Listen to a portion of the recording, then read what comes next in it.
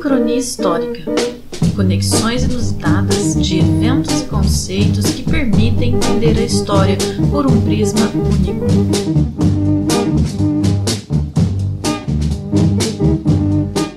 E aí galera, tudo bem? Bem-vindos, Vamos ter uma estreia hoje, que é o formato aqui no Sincronia Histórica, conversando, um bate-papo, é um pouquinho diferente do que a gente costuma fazer, né? E eu convidei para essa estreia o Thiago Damasceno, aí do História na Medina, que é um grande amigo meu, e eu queria que ele se apresentasse um pouquinho para a gente começar o papo. Olá, Givaldo. Olá, todo mundo que está vendo e ouvindo a gente. Um prazer estar aqui. Obrigado pelo convite. Eu sou graduado em História pelo UEG de Anápolis, mestre pelo UFG e agora estou no doutorado também na UFG. E eu tenho uma carreira aí pesquisando o mundo árabe islâmico medieval, que acaba do mundo árabe islâmico em várias temporalidades. Tem um canal no YouTube História na Medina e um perfil no Instagram. E desde 2016 estou aí na produção de conteúdo, ajudando a informar melhor a opinião pública e disseminando esse conhecimento sobre o mundo árabe islâmico. Maravilha, maravilha. Bem, vamos aproveitar aí o agito da Copa para conversar sobre esse cenário que é Portugal, Espanha e Marrocos.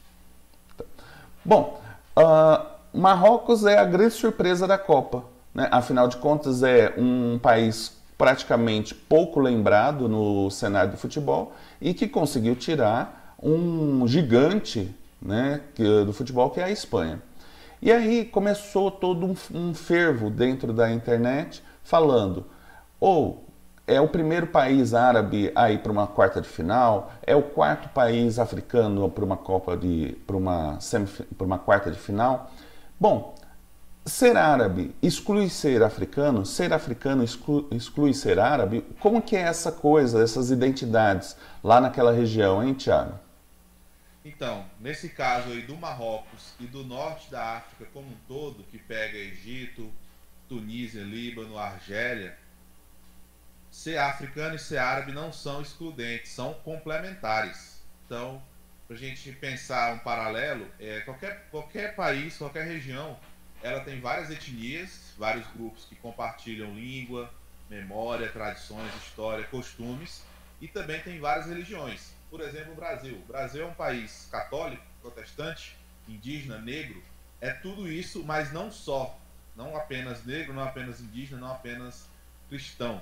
Temos aqui várias etnias e várias religiões. A mesma coisa se aplica ao Marrocos. É um país multiétnico e multirreligioso. Apesar de o Islã ser a religião oficial no país, principalmente o ramo sunita, que é a maioria dos muçulmanos no Marrocos e no mundo, lá há outras religiões, como o judaísmo, o cristianismo, e várias etnias, principalmente a árabe e a etnia berbere. Os berberes são um povo que está lá no Marrocos há mais tempo, desde ali antes da antiguidade. Então, eles estão lá há mais tempo e eles tradicionalmente vivem no deserto do Saara, comercializando desde a antiguidade. Então, o Marrocos é tanto um país árabe quanto berbere ou africano. Então, isso aí se complementam. E por que o Marrocos é então um país afro-árabe islâmico? Porque foram os árabes que conquistaram, colonizaram a região do Marrocos na Idade Média, lá na Península Arábica, na Arábia, no início do século VII. O profeta Muhammad, o Maomé, como se diz aqui, unificou as tribos árabes e criou um governo islâmico. Após a morte dele, começaram os califados, que eram os governos dos califas, os seus sucessores políticos. Então, o mundo árabe islâmico, o governo árabe islâmico se expandiu para além da Arábia, pelo Oriente Médio, para a Ásia e ali pelo norte da África. Então, ele foi islamizando os povos do norte da África, incluindo os berberes e também os tuaregues, que é uma etnia dentro dessa grande etnia chamada etnia berbere. Então, o Marrocos é um país tanto africano quanto árabe e islâmico, afro-árabe islâmico. E por isso ele é, então, o primeiro país árabe a ir para as quartas de final de uma Copa e o quarto país africano a fazer o mesmo. Os outros anteriores africanos foram Camarões, em 1990, Senegal, em 2002 e Gana, em 2010. Não, perfeito. É bem interessante essa multiplicidade, porque a gente tem esse defeito, ou é passado para a gente dessa forma, que é tudo uma massa só. Então, o marroquino é igual ao tunisiano, que é igual ao libanês, que é igual os povos ali da Península Arábica e por aí afora. E aí, para conseguir temperar mais essa confusão, coloca todo mundo junto do mesmo balaio que os iranianos, né? Que são grupos e os turcos, né? Que são grupos completamente diferentes. Isso. Ali o Oriente, boa parte do Oriente Médio é formado por países árabes e o norte da África também, porque se fala a língua árabe. Então tem essa questão da etnia pela língua árabe que é falada. Mas no Oriente Médio, no caso, o Marrocos, no caso, está no norte da África, não no Oriente Médio. No Oriente Médio, no caso, tem outras etnias, como a turca e a persa, que no caso é a etnia do Irã. Então, pegando essas regiões, tem as suas semelhanças culturais, mas também tem as suas diferenças regionais. Aí pegando duas informações que eu, assistindo a Copa, acompanhando a Copa, eu vi alguns jornalistas comentando que, por exemplo, a Copa, em tese, é na Ásia, né? O Catar é um país que está no continente asiático, mas ele é muito mais próximo dos países do norte da África do que, por exemplo, da Coreia e do Japão, né? Que teria essa diferença. E, ao mesmo tempo, eu vi uma reportagem falando sobre justamente o jogo da Espanha com o Marrocos, e a quantidade de marroquinos que tinha ali na Espanha e que acabaram comemorando, né, fazendo muita festa com essa eliminação da Espanha. Como que é essa relação da Espanha com o Marrocos? Então, desde a antiguidade, Espanha e Marrocos ali estão na que a gente chama de bacia do Mediterrâneo, que pega o sul da Europa, ali sul de França, Espanha, Portugal, Itália, da Península Itálica, e o norte da África e o litoral do Oriente Médio, onde hoje é a Palestina, Israel, Líbano. Então, essa região sempre foi muito rica em termos de agricultura e de comércio. Tanto é que ela era cobiçada pelos romanos, depois pelos árabes na Idade Média.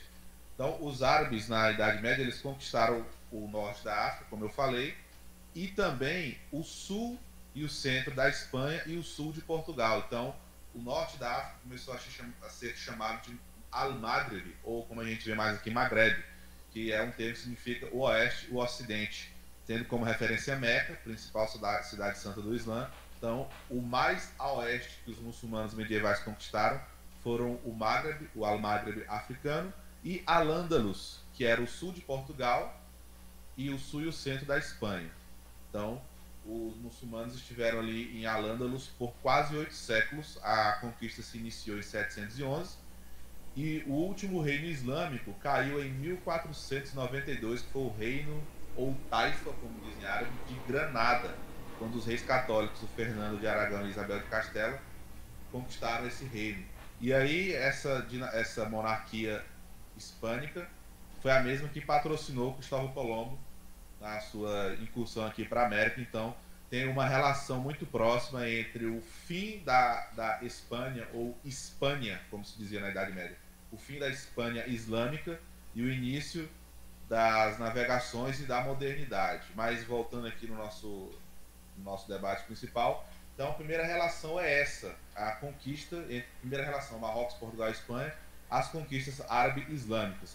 Esses territórios foram os mais a oeste conquistados pelos muçulmanos. Então tem o Al-Maghreb, que é o norte da África, principalmente o Marrocos, tanto é que Marrocos em árabe é Maghreb ou Maghreb, e o Al-Andalus, como eu falei, o sul e o centro da Espanha, o sul de Portugal, também ali os territórios mais a oeste de Meca. Tanto é que o sul de Portugal até hoje se chama Algarve, ou que vem do árabe Algarve, que também significa a mesma coisa de Al-Maghreb, o oeste, o ocidente. Então temos primeiro aí essa primeira relação, todos na bacia do Mediterrâneo, e depois como parte do mundo árabe islâmico, e principalmente o mundo árabe islâmico ocidental. E aí então, avançando aqui na nossa cronologia, indo dos tempos mais antigos para os mais atuais, na época das grandes navegações quando Portugal e Espanha eram impérios, se expandindo comercialmente pelo Mar Mediterrâneo e pelo Oceano Atlântico, principalmente pelo Oceano Atlântico, Portugal conquistou Ceuta, uma cidade do norte do Marrocos, em 1415. E a partir dali começou a criar, como a gente tinha comentado, as feitorias ou entrepostos comerciais, que eram Portugal ia conquistando a região e instalando esses entrepostos comerciais, postos comerciais que serviam de mercado, de armazém, de porto para os navios. Então Portugal foi, tendo em mente o mapa da África, criando essas feitorias, né, é uma base de apoio para a sua expansão, e foi se expandindo pelo litoral ocidental africano, do norte ao sul. Então, no território do Marrocos, os portugueses conquistaram Ceuta e foram criando feitorias e foram indo para outras regiões. Nisso, eles conquistavam cidades, saqueavam cidades e faziam comércio nas rotas saarianas, ali do Marrocos, comércio de ouro, de marfim, de pedras preciosas, de escravizados, de lã. A gente tem que lembrar também que, dentro dessa ótica desse mundo islâmico medieval, tem 3 regiões ali na África. O norte da África, o Saara, que forma uma faixa bem específica por ser um deserto, e depois o que os árabes chamavam de País dos Negros, Bilad a-Sudã. Tanto é que o nome Sudão da África vem daí, né? País dos Negros. Então, mas essa barreira do Saara, às vezes se fala barreira do Saara, ela, talvez o termo barreira não seja o melhor, porque apesar do Saara, ali entre o norte da África e o País dos Negros, havia rotas comerciais, né? Era muito poroso, né? Era muito poroso essa barreira, né? Conseguia oferecer bastante contato entre um lado e o outro. E aí não era porque era um deserto que era desmovimentado, pelo contrário, era muito movimentado pelos comerciantes, os berberes, como eu falei, e depois os portugueses, no início do que a gente chama no final da Idade Média, início da modernidade, também estavam lá comercializando nessas rotas. Já no caso da Espanha, a Espanha esteve lá também presente já no século XV, tanto como Portugal, mas a Espanha conquistou uma cidade chamada Melilla, também no norte marroquino, e depois conquistou Ceuta, mas só séculos mais tarde. Portugal conquistou em 1415 e os espanhóis em 1812. Então, bem depois a Espanha conquistou Ceuta. E aí... E é interessante, desculpa te cortar um pouquinho, Thiago, é interessante lembrar que essa conquista de Ceuta depois vai gerar todo um processo que vai influenciar diretamente o Brasil em relação a Portugal, que é o rei esperado, é o sebastianismo, né? Porque você tem a batalha de Alsáce-Cabir, né? Que vai aonde o rei português, né, Dom Sebastião, vai desaparecer.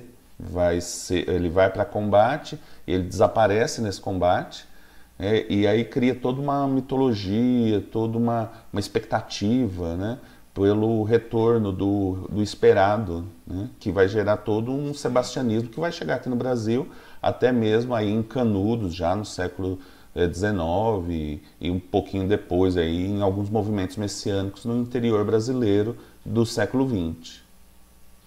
Isso. O que é bom a gente destacar aqui é que os governos mudam no decorrer do tempo, no Marrocos mesmo. Antes era uma província do Império Árabe, depois surgiram impérios berberes como o Império Almorávida e Almoda, e aí que você falou muito bem do Dom Sebastião, foi em 1578, em agosto de 1578, a batalha de Alcácer-Quibir, ou Alcácer-Quibir, na cidade chamada Alcácer-Quibir, perto dessa cidade, quer dizer, no norte do Marrocos, e aí o rei Dom Sebastião desapareceu. Essa batalha também é chamada de Batalha dos Três Reis, porque ela envolveu 3 nobres, ou 3 soberanos. Deixa eu só lembrar o nome deles aqui, um minuto... Então, essa Batalha dos Três Reis, como é chamada também, porque envolveu Dom Sebastião, rei de Portugal e do Algarve, o aliado dele, o emir muçulmano Muley Muhammad, contra o sultão Abdul Malik. O Abdul Malik era tio do Muley Muhammad e ele destronou o sobrinho em 1576. Aí o emir muçulmano pediu ajuda ao Dom Sebastião para derrotar o tio, prometendo terras, cidades, povoações, liberdade de pregação cristã no Império Marroquino, que na época era o Sultanato Saadiano, e ele prometeu até para o Dom Sebastião a coroa do Império Marroquino, caso eles fossem vitoriosos. E eu até peguei uns dados aqui, nessa batalha, foram 50 mil soldados muçulmanos, mais ou menos, e 26 canhões de grande porte contra 23 mil soldados portugueses. Os portugueses, claro, perderam, como você falou aí, o rei Dom Sebastião desapareceu. É interessante esses dois pontos, a brutalidade e a desorganização dessa batalha, né, porque um rei sumiu, né? Você perde o monarca do país num conflito desse, né? Imagina, você tem daquela do Game of Thrones. Sim. Pode falar. Não, eu fiquei imaginando. Imagina o Putin ir para frente de batalha na Ucrânia e alguém pegar ele e sumir com ele. Ou vice-versa, o Zelensky, sei lá. Né? Uma coisa que a gente ajuda a entender isso é, quem gosta de Game of Thrones, a Batalha dos Bastardos.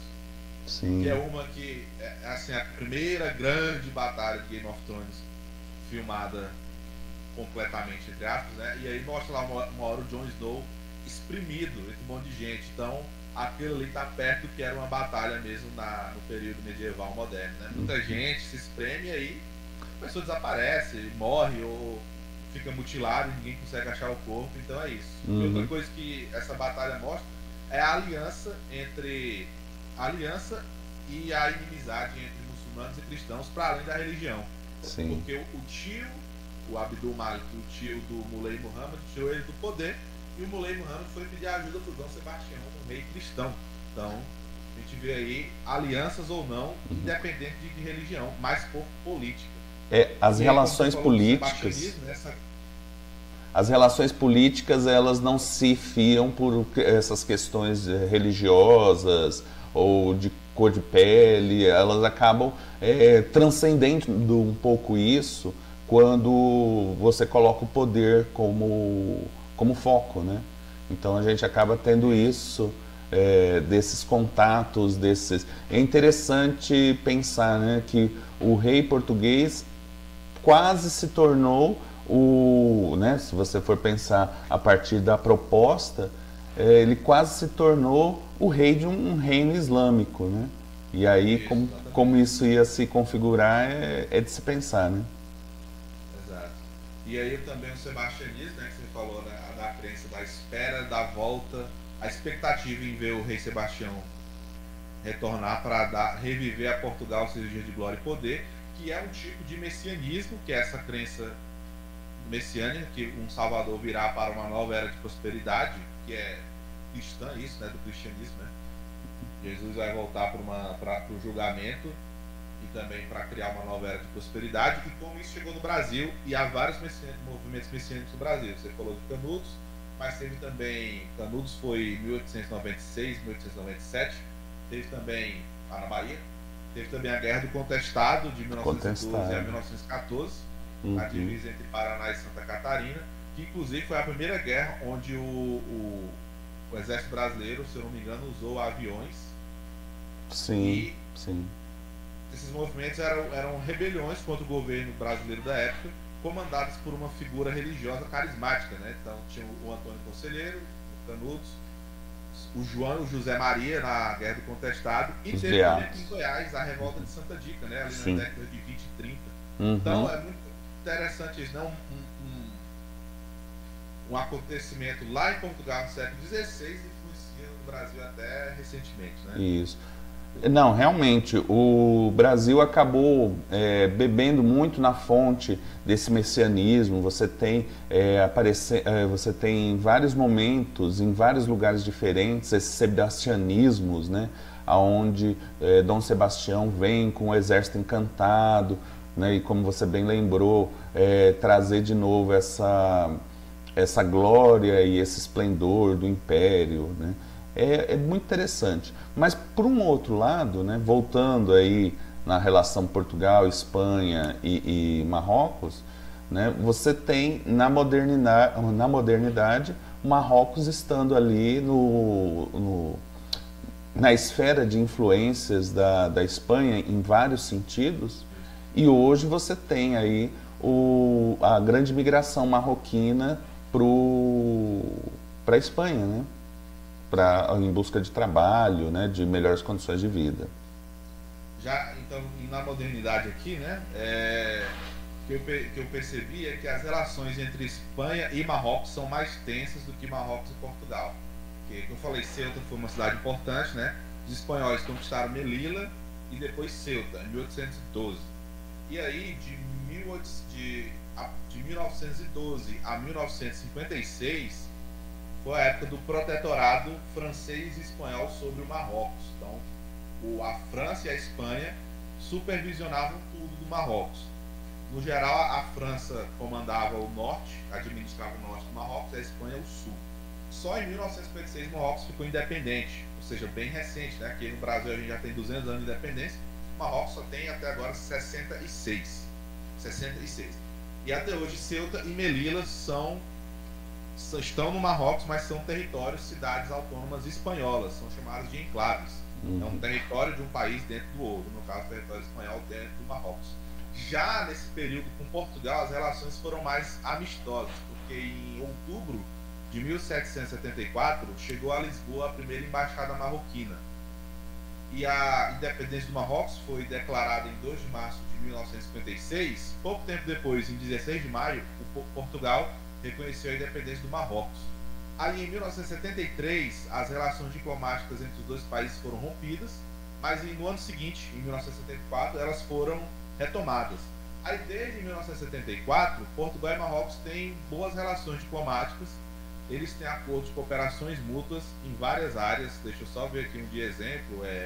Por exemplo, em 88, celebraram um acordo Portugal e Marrocos de proteção recíproca de investimentos, depois de cooperação em proteção civil, cooperação em defesa. Fizeram um pacto de amizade também em 94. Então, as relações Portugal e Espanha desde 1974 são bem amistosas e de cooperação mútua. Até porque também quem colonizou de fato o Marrocos foi Espanha e França, né? Então, há maiores problemas em relação a isso, porque foi uma colonização recente. Como eu falei, acabou o protetorado francês e espanhol em 1956. Então ainda há esse ranço maior do Marrocos em relação à Espanha, até também por conta do Saara Ocidental, que é uma região que em 1884, lá na Conferência de Berlim, onde as potências europeias dividiram a África, né, e a parte da Ásia, aí o Saara Ocidental ficou para a Espanha, depois a Espanha saiu. Agora o Marrocos controla parte do território, mas a Espanha e a chamada Frente Polisário, ou Polisário, que é formada pelos representantes, os habitantes do Saara Ocidental, os sarauís, a Espanha e a Frente Polisário, eles tentam fazer um referendo para votar, né, referendo de autodeterminação, onde os sarauís, os nativos de lá, vão escolher o seu governo. E o Marrocos está nessa disputa. Então, quando a gente vê Marrocos e Espanha, até hoje há mais disputa diplomática, né? Principalmente nessa questão do Saara Ocidental. Então, e aproveitando que a gente está falando de futebol, dessas proximidades, né? Porque Portugal, Espanha e Marrocos tiveram muitas relações, como você mesmo colocou, Thiago. Como que é essa coisa aí do estreito, né? Dessa proximidade? E o Marrocos é um país receptivo, porque normalmente essas áreas do ambiente árabe, vamos dizer assim, né, da cultura árabe, sempre são colocadas como lugares exóticos, diferentes e perigosos em última instância. O que você pode falar dessa proximidade, né, que a Espanha tem do Marrocos e também da possibilidade da visita, do ir até o Marrocos? O Marrocos é um lugar muito diferente, muito perigoso, muito... o que dá para se falar desse meio, desse ambiente? A primeira curiosidade sobre o estreito, como você falou, o trecho menor entre o estreito de Gibraltar, o canal que separa a Espanha de Portugal, o trecho mais curto dele é de 13 km. Então dá até para ver um país do outro, dependendo de onde você está.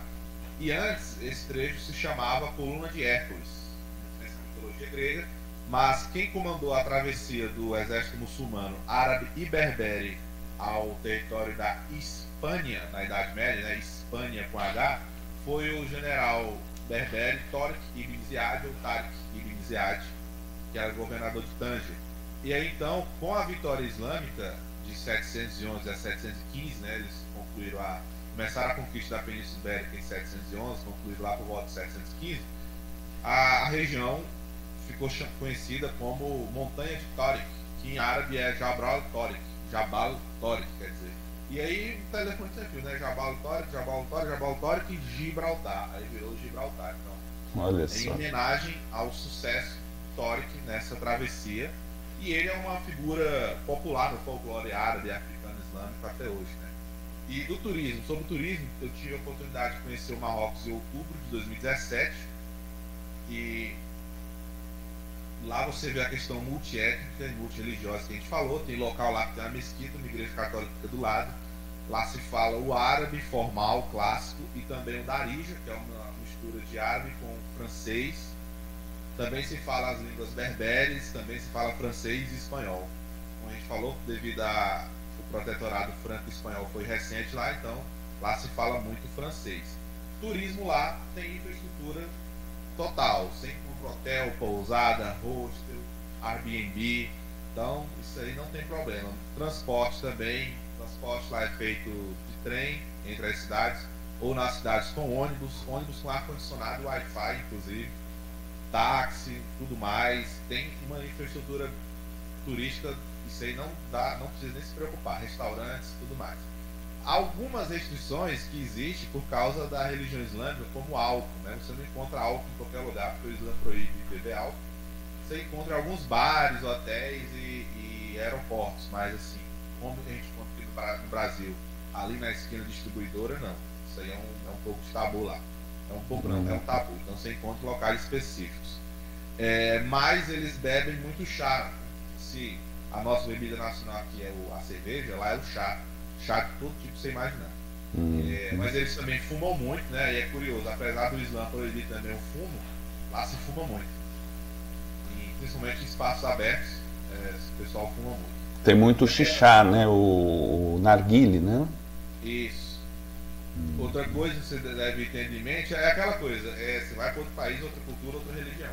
Algumas coisas são parecidas, a culinária eu achei muito parecida. O que muda é arroz, salada, carnes, frutas, muitas frutas.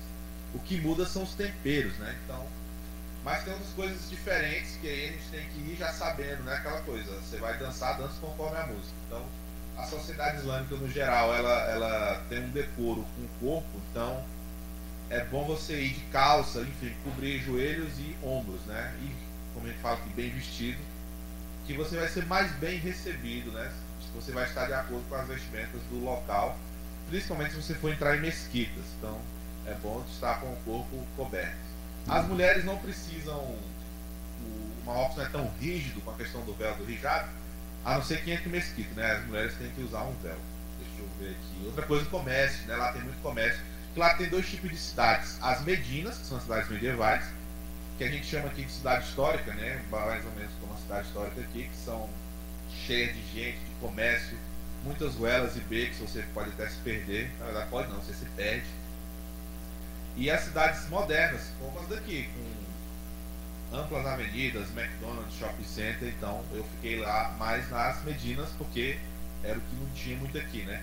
Apesar que se parece muito com as nossas cidades históricas, Pirinópolis, cidade de Goiás e outras, Mariana, Ouro Preto, é diferente, né? São locais mais apertados e bem mais movimentados. Tem também muita mesquita, claro. Sempre tem um chamador da oração, que são 5 orações diárias. Então o chamado Muezzin, ele sobe na torre da mesquita e convoca os fiéis à oração. Então você vai escutar muito isso lá, pelos altos-falantes.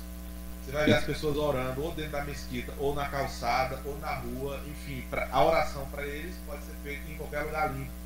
Então, não se espante se você ver as pessoas orando ali num canto na rua, na calçada, no restaurante, no aeroporto. Isso aí é normal da cultura deles. Então, fora isso, o mais diferente é o comércio, né? A gente estava até conversando em off, já foi na Tunísia, né? Isso mesmo. E lá o comércio principalmente nas Medinas, nas cidades medievais, as coisas não têm preço tabelado. Então você tem que conversar com os vendedores e faz parte da cultura árabe a negociação, né? Que Sim. o vendedor pode até se sentir ofendido se você não negociar, se você não pichinchar, faz parte. A gente tem isso aqui, né? A gente, quanto é a vista, é isso, morreu. Lá não, eles gostam de conversar e eles vão conversando se é de onde, o que você faz. Sim, é verdade. E né, você faz amizade, né? A relação é longa. A relação não é é longa. só compra, né? Só que ao mesmo tempo, pro nosso padrão brasileiro, às vezes fica chato e vai parecer até um assédio comercial, que as pessoas ficam muito em cima para vender as coisas. Algo parecido acontece em Salvador, né? Sim, é verdade. Salvador, na hora que eles dizem que você é turista, a galera cai matando em cima para você comprar, né? E às vezes isso me cansou, né? Porque a gente está acostumado aqui a vai ver quando é à vista e pronto. Lá nós temos a lógica do entrar para... Estou só olhando. Não existe no mundo árabe a ideia do estou só olhando. Se você entrou na loja é porque você vai comprar. A questão é saber por quanto. E conversa e toda uma coisa... Sim, é verdade. Todo um diálogo, e é interessante, né? Todo um diálogo intercultural para comprar um negócio, mas às vezes eu me cansava, né? Que o pessoal vê que a gente é turista, né? Já vem em cima. Mas, assim, isso eu tô falando, assim, um paralelo do que a gente, como a gente brasileiro entende o comércio, como os marroquinos entendem, né? Tirando isso aí, que às vezes cansa essa questão do comércio, para nós, né? Para o nosso padrão brasileiro, os marroquinos são bem receptivos, super hospitaleiros, simpáticos. Eles adoram o que a gente falar brasileiro, né? Acho que rola uma afinidade natural entre as colônias, então eles adoram o brasileiro lá. Já que a gente tá falando de futebol, eu lembrei as coisas a palavra em português que eu mais ouvia lá, Neymar, né? Toda hora perguntava o Neymar, o que eu achava do Neymar, como é que o Neymar estava jogando. O futebol lá também é muito popular, você vê as crianças jogando bola na rua. Então os marroquinos são super hospitaleiros. Outra coisa que a gente pode estranhar é a hospitalidade, porque o Islã, uma das bases do Islã, um dos pilares é a peregrinação à Meca, pelo menos uma vez na vida, para quem tem condição financeira e de saúde. Então, é da cultura islâmica a peregrinação. Sim. E a hospitalidade ao peregrino. Isso evoluiu para a hospitalidade ao viajante. Então, não se espante se você for no Marrocos, conversar com uma pessoa no trem, no comércio, onde for, na feira, fazer amizade e ela te chamar para dormir na casa dela. É normal da hospitalidade deles. Então, é uma hospitalidade diferente da nossa, porque ela é mais íntima, né? Mais íntima, é verdade. Te leva para sua casa, independente da religião. Que eu falava, sou cristão, e eles tranquilo. Então, aí até criando um comércio. Você tem que... Se você não negociar, eles podem se sentir ofendidos. Se você não aceitar a hospitalidade deles, ou almoçar na casa, ou dormir na casa, você tem que negar com um jeitinho, que eles podem também se sentir ofendidos. Então, sim. Tem essas diferenças aí. E assim, né, você está falando do Marrocos, eu estive na Turquia com a minha esposa e nós também percebemos isso. Então é uma coisa que atravessa esse mundo islâmico. Né? Mais do que o mundo árabe e o mundo islâmico. Nós passamos por uma dessa também, dessa receptividade, dessa coisa do comércio. Né? Na Tunísia, me chamou muito a atenção a coisa do chamamento para a oração. A cidade ela é inundada por essa sonoridade. Né? Tem, então, da mesma forma que as cidades antigas brasileiras são inundadas pelo som do sino, né? Então, você vê, aqui em Goiás você tem a cidade de Pilar, por exemplo, mesmo Goiás, o sino é uma coisa, né? E mesmo Goiânia, é engraçado, mesmo Goiânia, se você estiver ali na praça universitária, o dia é marcado pelo sino da PUC, né? Da Universidade Católica. Então, assim, essas coisas que você está falando, elas ultrapassam fronteiras. Né? E isso é muito, muito interessante para a gente que não está acostumado cotidianamente com isso. Né? Outra coisa que eu lembrei, já finalizando essa parte, gatos, né? Tem muito gato na Turquia também, né? Tem bastante gato na Turquia, é verdade, né? O profeta Muhammad, ele gostava de gatos, então os muçulmanos tentam seguir o comportamento dele, então eles têm um apreço por gatos enorme. Lá no Marrocos é gato para todo lado. É interessante porque tem algumas pessoas, né? Nós já estamos gravando depois do fiasco do Brasil e Croácia, e tem pessoas que estão acusando o gato, né? Que estava lá naquela entrevista, de ser de alguma forma o causador do resultado final do jogo, né? Sim. Ou pelo menos o motivo pelo qual o Brasil jogou da forma que jogou, né? Bom, são as coisas que nós temos aí, né? Que assim, nós temos aí um cenário bem interessante, pensando nesse Finisterra, como é uma região de Portugal, né, que é o fim do mundo ocidental, né, o fim, né, esse Maghreb, né, essa parte mais ocidental do mundo conhecido. E eu acho que nós temos um bom cenário aqui, já temos uma boa perspectiva para pensar também no jogo de mais tarde, né? Portugal e Marrocos, que talvez não tenha tanto esse impacto diplomático e de identidade nacional, porque eu imagino que tenha sido um pouco isso, mas tem também ainda o desejo do Marrocos de ir mais à frente, né? Mas um jogo que ele segurar, ele vai fazer história de uma forma única dentro do esporte, não é mesmo? Se ganhar, vai ser o primeiro país árabe a ir para uma semifinal. E o primeiro país africano. Também africano, né? Se eu não me engano, não tivemos nenhum. Isso, é verdade, eu já estou confundindo. Não, perfeito.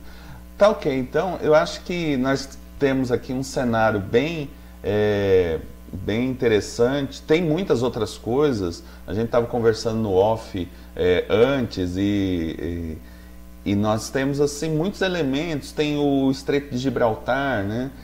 Essa coisa das cidades, né? São cidades espanholas encravadas no Marrocos, assim como você tem cidades inglesas cravadas na Espanha, na mesma região, né? Tem um espaço do Estreito de Gibraltar que são 13 quilômetros, né, de distância. Então tem muita coisa ainda para se falar e meia hora já vai ser bem pouquinho, né? Assim, é só um temperinho dessa história maior, né?